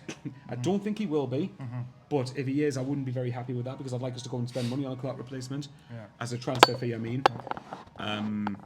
so I think Poveda, I think on a free transfer you could do it. I think on a free transfer, go for it. As far as I'm concerned. Did you hear the rumours about? Some people are saying he falls on 40k 40 grand a week. Guys, I'm telling you now, if I think he'll be on maybe even less than half of that. I think he'll be on probably less than half of that with big incentivised players who play bonuses. Michael, he'll be on a quarter of that.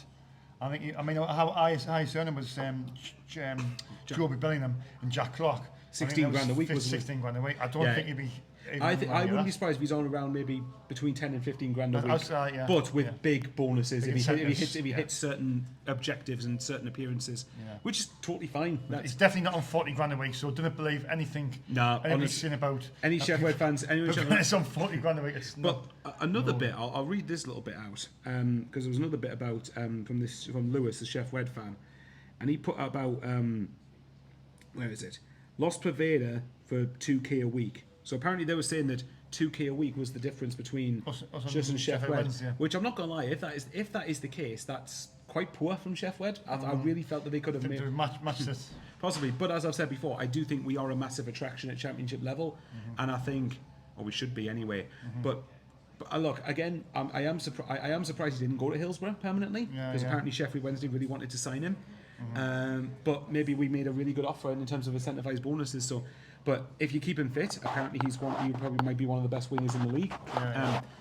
So on a free transfer, at least you haven't wasted any transfer fee on him if he doesn't end up working out. So it's kind of a lower risk potential, a higher reward sort of signing, I think. But so I think right. Okay, as far as let's just try and wrap it up now, mate. Yeah, let's just sort of try and. What's that going? The store Someone's put a tweet out a couple minutes ago saying the SCFC store will close at the earlier time of 6 p.m. this evening in preparation for the launch of our the new week tomorrow. Yeah, good luck to the staff tomorrow. They're going to need we'll it. Try and wrap this up. Right, three final points, but we'll try and get through them quicker. Yeah. That's the third to last bit, because one's on Jack Clark and the I've last not bit. been rambling through, but I'll just check along. Yeah, that's fine. Basically the last couple. And over in 10 minutes. Yeah, I thought this is how long it usually is. Okay. 10 minutes. The last points about looking ahead to this season, but the 2 points before then. The first one is very quickly. Are Sunderland starting to recognise the importance of signing more experience and not just going for 16-year-old bands all the time? I think after last season, I think that it was. They have to, haven't they? They had to, didn't they? And I think it's been addressed, and I think KLD's probably said this. Christian Speakman, look, we can't just sign kids all the time. We need to start seeing. After this model things, we need to tweak it. Yeah, it's got to be. It's got to be experienced players. It's vital. I think during last season, that we lacked it in a big way. We did. Mind, yeah. I think to sum it up, really, I think with the experience, it says something that the experienced players are the free transfers we've got first before they get snapped up by someone else, and then we'll start to see maybe us paying fees for players and so on. But the experience, you got to remember, the experience is important, because if you bring these players in, then the younger kids, and we have got a lot of youthful talent who could be assets. They will learn more, will get better, grow in value, and that the experience is important for that reason. Right, the last big talking point, because this bit might take a while. Well, it's a big one. Jack Clark. Right, Jack Clark. This is a. Let's first of all start by most reliable journalists have said that when we signed Jack Clark, it was 750,000 with a 25% with a 25% sell-on clause, which doesn't surprise me with Daniel Levy. Yesterday it was reported that it was a 40% sell-on clause. I don't. No, it's 25 from what I've seen. Is 20. Definitely, we're pretty certain it's 25%. Michael, by pretty much. And I read an article from the Spurs end saying that it was 25%. That might be wrong. I might have misquoted there, but Daniel Levy, we know what he's like, but I think it is 25%. Now he doesn't like getting that out. No. No, he doesn't, does he? Well, welcome to the world of a lot of football chairmen these days. But, right, Jack Clark. Did you see the article that was linking him with the move to Ipswich? Apparently the fee was... I mean, this article apparently said we paid 10 million for Jack Clark, which I'm like, no, we didn't. We didn't pay anywhere near... 10 grand maybe, but not 10 million. Right, this article's labelled Jack Clark's apparent valuation as 18 million quid. I'm not being funny. I'd be pretty annoyed if we sold him for that. In fact, I'd be very annoyed if we sold him for that. I don't think we're going to. Remember James Copley, great lad, works at the Sunderland Echo. He understood that Sunderland want at least 25 million for Jack Clark. Do you think Sunderland will accept 25 million, Michael? Yes. Then we will get 18.75 million. Yeah, well, he's done his maths. You've been hanging me for me for too long. I've done this last night. I worked out 25 million. 18.7. Now, bear in mind, obviously, if we do get 25 million, it will probably be 25 million including add-ons, something like that. But let's say, for argument's sake, you get 18.75. That should be more than enough to get you good options at this level. Jack Clark for me is a funny one, because the conundrum with Jack Clark, I feel, is, and I've said this to you a few times in the WhatsApp chat, but obviously the people on the YouTube our viewers on privy to our chat, basically what I said was that there's a risk-averse sort of attitude with Jack Clark that I get the impression at the minute, obviously let's take out his gobby agent going around all over the place. There's less polite words I could think of. There's less polite words I could think of to describe that man. God, nice. But let's just say a mouth agent, his gobby agent is a bit of a mouth on him. Take that out of it for a minute. It seems to me that Jack Clark is content at the moment at Sunderland. I stress at the moment because things can change, money primarily. But he seems to be content with being the main man. And one of the things that might work in our favour is the fact that he's got his big move before to a Premier League club. Now, I know if he goes to a Premier League club this time, he's not going to go to a Tottenham. He'll go to somewhere like maybe a Palace or a Brentford or West Ham, someone like that, where he might play more regularly. But he's went to a Premier League move before, and it hasn't worked. Yeah. He might be happy being here and being the main man. Now, the thing for me is, if Jack Clarke is really wanting to stay, don't force him out. That's the way I would look at it. Yeah. If he wants to stay, don't force him out. Another thing to look at it is, if Jack Clarke wants to stay, he's got 2 years left, hasn't he? Yeah. 2 years left on his deal. It's 2 years. Now, the thing for me is, if you keep him, and in a year's time we haven't got promoted, then you've got to sell them because he has a year left. The problem though is that your the value price is going to drop because people's going to you're panicking about him going for free. Yeah. So for me, well, let me ask you this then: if we kept him, and in a year's time we haven't gone up and we have to sell him, what do you accept then? For me, between 10 and 15 million is what you're going to get. I think if I would say 25, we've got to try and get at least 25 now. So in a year's time, even if he has a really good season and he's got 1 year left in his deal, we'll start to panic. I think it'll be between 15 to 20. I think we'll probably get a bit less than that. I think we'll 15. Well, say if you got 15 in a year's time, I probably wouldn't take it in the end. So what's 25% of that? And I haven't worked that one out. No, I can work it out. That's 3.75 million. So we would get 11 points. Let's say roughly 11 million. Nearly 11.5 million, roughly. So for a player with a year left on his contract, he could do a lot worse. But the point is, but the flip side of that is, if you keep him this year, and say we somehow end up getting promoted, I think he then signs a new deal. Yeah. Because you're on Premier League wages then, it's a totally different ball game money-wise once you get the Premier League. And I think the reason he hasn't signed a deal at the moment is because you probably will want closer to Premier League salary, which is fair enough. He's got 40, I think it was something like 40 goal contributions in the last 2 seasons. You know, he's a cracking player. He's easily a top 6, maybe top 2 level championship player.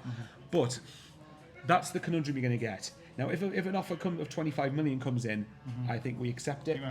And I'll be happy with that as a fee on the condition, and there is conditions to this, that the money's got to be adequately reinvested. We can't just go. So if say we're going right, we've got 18.75 million after Spurs sell-on clause. Oh, but by the way, mate, can we pay you 1.25 million for a winger? No, unless you're confident of getting someone for that sort of fee who's going to be good enough, then no, it's not good enough. What would you? Okay, let me ask you. I'll put you on the spot.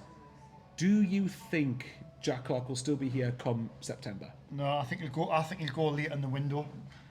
I think either it's just Southampton, one of the or Brentford. Now these ones who's been linked. I think that it'll be late in the window, and I think that. Do you think there'll be a bidding war? Well, if we're going to sell in this window, that's what you want. You want a bidding war. Then all we can do is just keep driving the price up. If we get 30 million, and obviously I haven't worked that out, but. It's a lot. We'll get I can tell you because I'm sad at maths. A quarter of 30 million is 7.5 million, so you get 22.5. So we get 20. If we sell for 30 million, we get 22 million. So that'd be a good deal. Fabrizio Romano did say 6 months ago, and we know how trusted he is. He said that the likely fee for Jack Clarke this summer was 30 million euros, which translated into pounds is roughly 25 million quid. Yeah. So. I'm with you. I think Jack Clarke will go. I think we will end up selling him. Maybe what you want is you want him to start the first few games and bang 7 goals in the first 3 games, and then the money goes up even more. But the later it happens, the problem is there's a chance you've got to spend that money on to improve our squad. But there's another risk as well, that if you wait before he goes to spend money, all of a sudden clubs go, you've just got a big payoff from Clarke. We want a bit more. Right, okay, I'm going to put you on the spot then. If he goes, who do you want to replace him? You already know my answer, but... What was yours again? My answer was Liam Miller. The lad who was on loan at Preston last year. He got 5 goals, 5 assists last year. He was on loan as well. And I'm not being funny. I know Preston comfortably finished above us, but Preston do not have a better team than us. No. I really don't think they do. So if you've got double figures goal contributions in that team, you should be able to get it. I'd like to think you'd be able to get it here.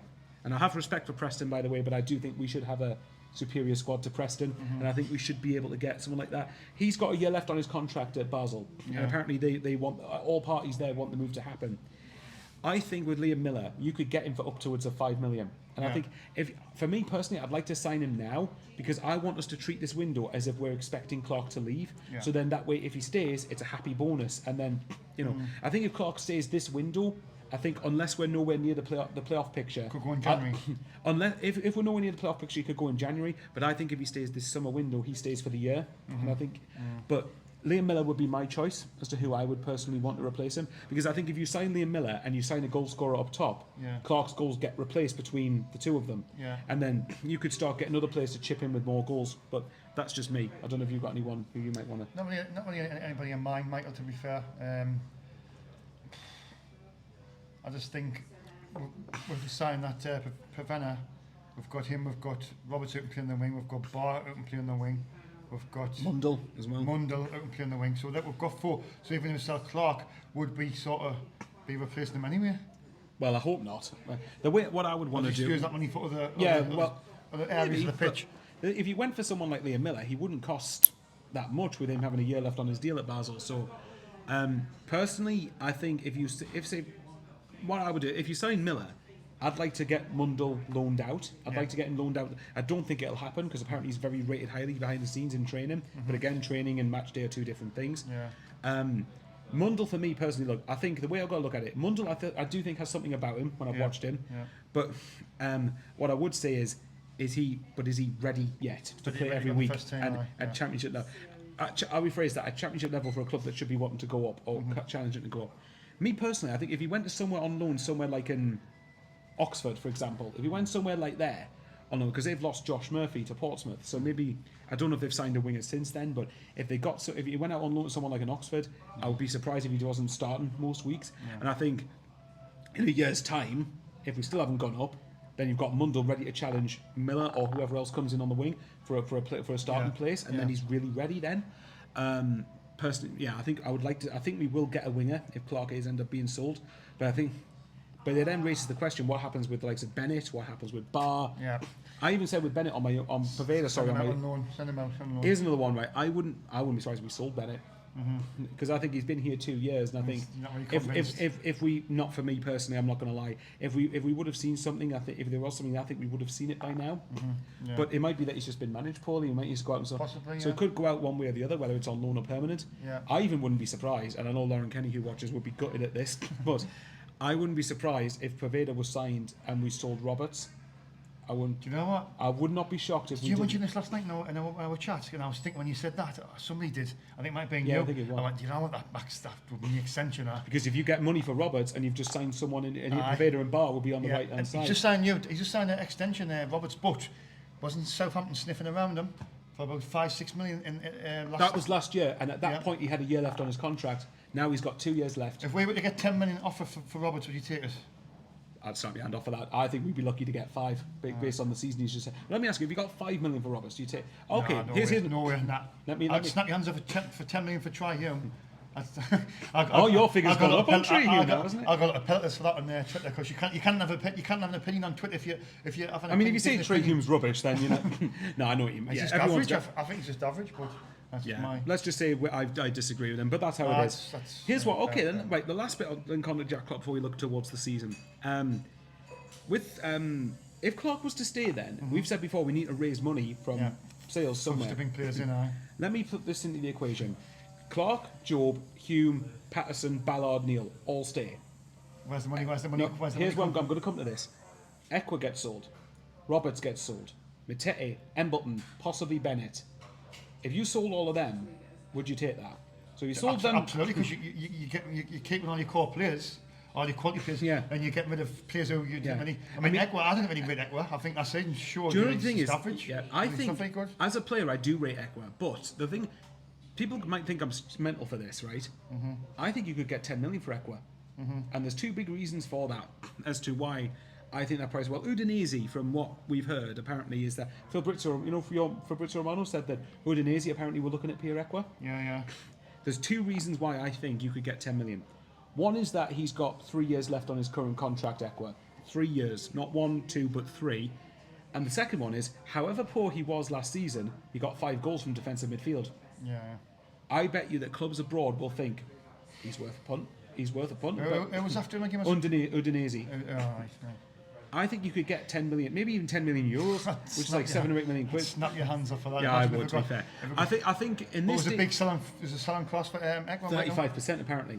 But let's just say, for example, let's say you got 7 million for Equa, you get probably roughly 4.5 million from that. Yeah. But right, okay, let me put it this way: so if you got, let's say 7 million for Equa, and off the top of my head, 5 million for Roberts, I mean, Matete and Embleton, me personally, I think it's time to sell both of them.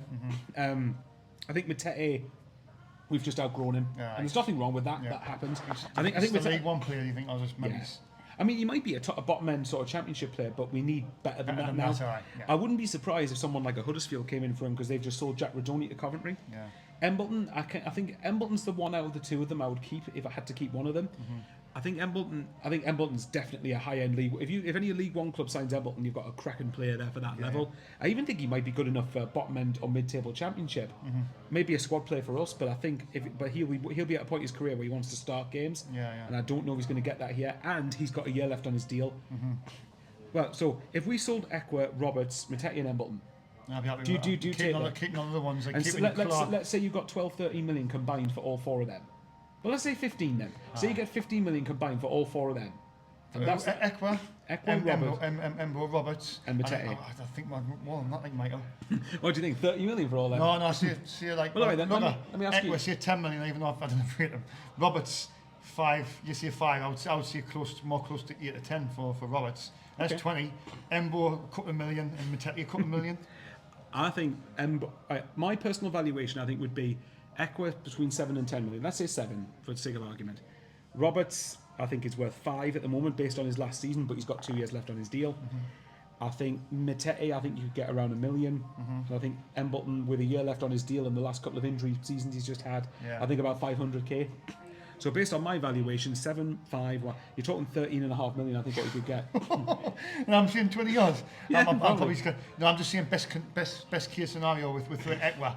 See, I'm trying to think worst case. Yeah. See if you get 10 and you get 5 for Roberts. I think you should get more for Roberts. So you get 5 Roberts and you're looking at Embo. I think 2 million Embo and 2 that's nearly 20 million. Yeah, I think you'd be lucky to get that. If I'm honest, I think. No, that's fair enough. I'd be hard to work I'd with love to. as a chairman. Are you Daniel Levy now? You're Malcolm Levy. I'll be hard like. To be fair, no, but in serious though, that is whatever we say about Speakman or whoever the director of football is. That's the type of attitude we want our director of football to have. You go, well, if you want our players, you have to pay. You have to pay a good price to get them. You know, look at it this way. I mean, I laughed at what your figures were, but at the end of the day, if we got £10 million for a crooked Ross Stewart with a year left on his deal, then why not? Why not? So we'll wait and see with that one. But the last point, because I know people, if you're still watching at this point, then if you're still watching after, it's an hour and 20 minutes, I think now, and you've done really well. Well, thanks, very much well. appreciated. Remember to hit the thumbs up and any comments, drop them in the comment section. Yeah, that'd be much appreciated. Below. And let us know what you guys think. Yeah. The last point this coming season. Right. So I love at your face drop. The last point this season. Oh, right. I'm not going to ask you where you think we're going to finish because the window's still open and it depends on signings things and can everything. change. Yeah, a lot of things can change. What would be an acceptable season for you? Acceptable promotion. Top 6. Top 6 will be for me. Top 6 has got to be the minimum. I agree. The minimum objective. But I was saying, Cam on Twitter because he's a kind lad, but he's very argumentative. He didn't agree. He's very defensive. He's not. He is far from the most argumentative person on Twitter. I himself. But he was saying our system. I honestly think at this moment in time, I think mid-table. I think that's where we'll roughly finish. But is that with what we currently have now? What we currently have, that's not including when we get Mendy, if we get Jefferson, if we get another good striker in. The things can change. If we keep Clark, if we don't keep, if we adequately replace Dale. So this is all bearing this in mind. I think that if his coaches, if he's really good, and we keep them players and we add to the team as well, I think we could. The top 6 is, it's more than achievable.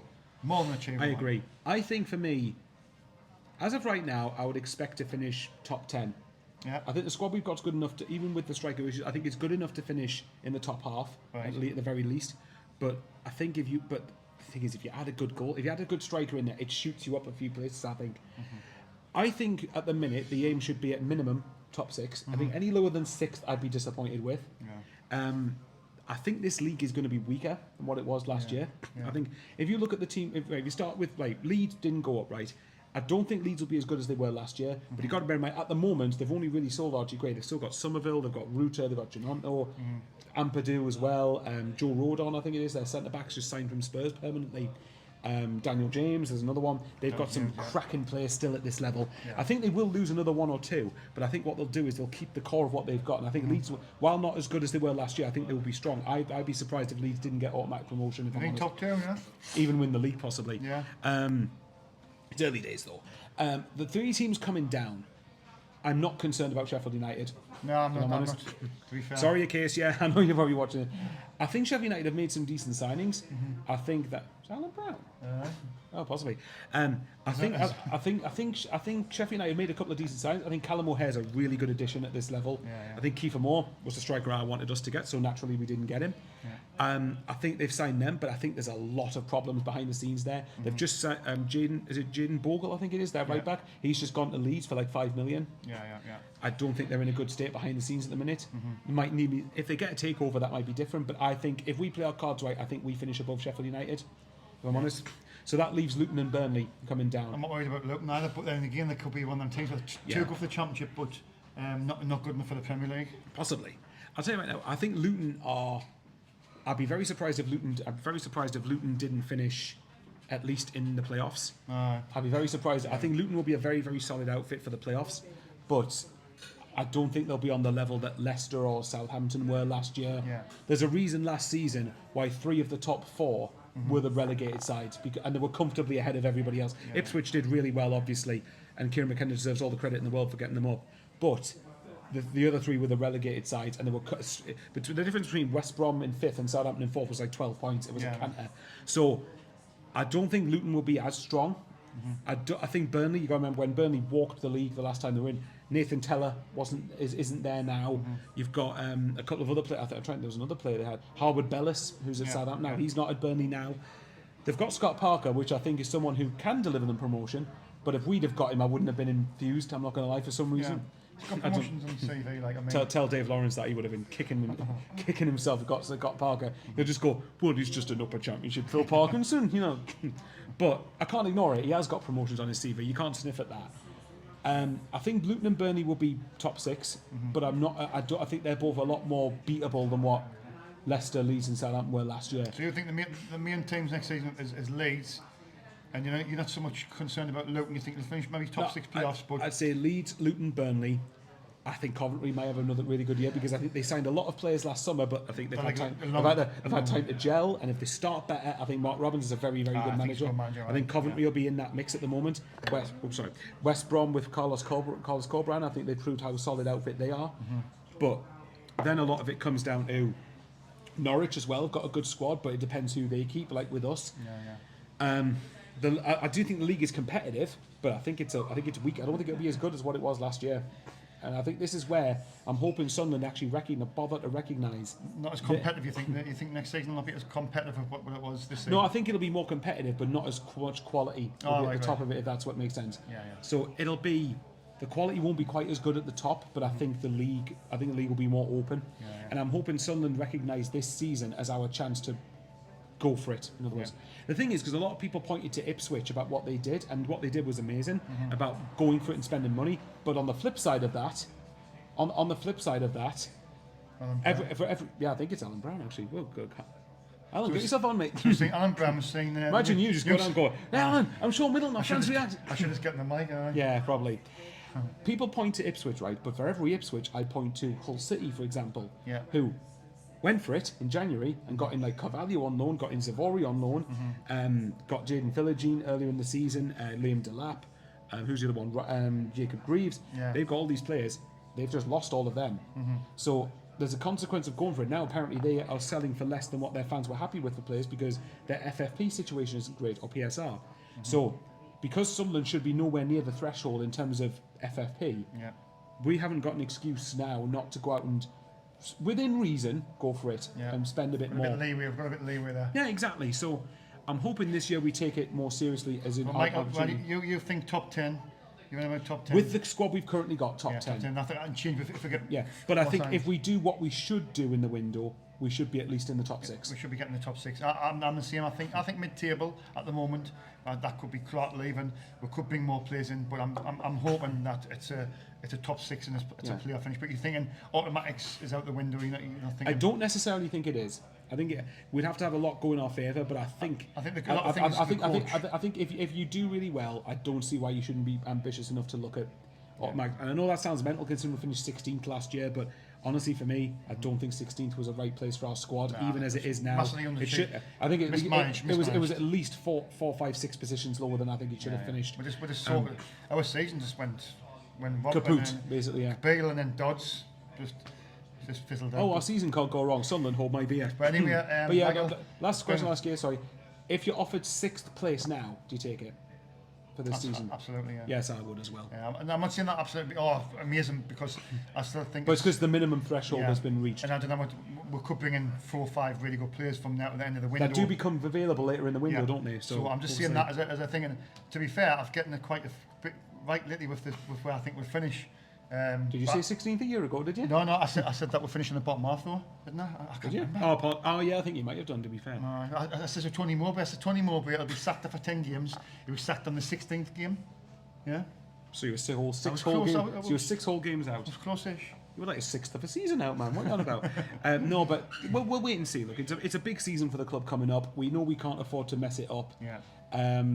But there are some good signs at the minute, but we haven't played. We haven't played any championship games yet. Not knowing. I'm sort of in that thing. I'm not sure what's going to happen this season. I described it in the group chat last night before we wrap it up that I feel a bit neutral at the moment. Aye. I feel on the fence at the moment, and it could go. As you say, it could go tits up, or it could go really well. Hopefully the latter, but we'll see. But thanks everyone for watching. Like I said, the fact you're still watching at this point, Sean's on the lookout for any more Sunderland players. that's another player I'm trying to think of. Yeah, you just go. Hey mate, do you know any mint players that are going to that one, Paul? That's another player. Mint strikers are going to Oh, poor Paul. He's got the window. Oh, bless him. But honestly, right? Yeah, you're not going to be able to see from. It's not. No. Right, anyway, but no, if you've watched to this point, thanks very much. And we know we did promise you a while back, didn't we? We're going to do it, but life gets in the way, I guess. And also we kind of got sick of Sunderland at that point. Well, but that was nearly 3 months ago. Yeah. There's a new season coming up, so had a good break from Sunderland. We've watched the Euros. England let us down again. Well, I see that. Watch his favourite manager, Gareth Southgate. Which I said would happen. No, we didn't. Look, thanks for watching. I'm back now, so I'll try and do more videos consistently, and then I'll be obviously outside the ground. Me and Michael will be doing I'll be doing the videos, and then we'll be doing the aftermath, which will be in the next couple of weeks, Michael, I think. Well, it's the 18th of August, sorry, our first week. That's 3 weeks. That's 3 weeks, just 3 weeks this coming Sunday. I'll try and do another couple of videos in the meantime. Isn't it funny that the last game of last season was Sheffield Wednesday at home, and the first game of this season at home is Sheffield Wednesday? Yeah, that's hopefully it goes a lot better this time. It was, yeah. But thanks for watching. Subscribe to Michael Bowers. Thanks for having us on. Great guy. Thank you very much. Get yourselves down to the Fitness 2000 gym if you could as well. It's a great gym. At the moment, Les is doing a free week, so all of July is 25th, so there's still quite a while. Still a few days left, so get yourself down to the gym. One last thing I'll say, thank you very much to the person, you know who you are, who spoke to us before we started recording. That she and her dad apparently like watching. She was lovely. She and her dad apparently like watching us on, like watching the aftermath. So, for her dad, if you didn't want to shout out, tough luck, you're getting one. There's a shout out for you. Big shout out. Thanks very much. Big shout out to Peter Snowball, who's obviously runs the Pedro Fitness, does the classes and everything, and he's obviously pushed me to the limits. Jesus, the last few weeks been some excellent pad work and stuff. If you want a personal trainer, he's your man. He's brilliant at everything he does. So thanks for Peter. Anyway, Michael, that's enough for us. Let's bring on this season. See what happens. Fingers crossed. Thanks for watching. Thank you.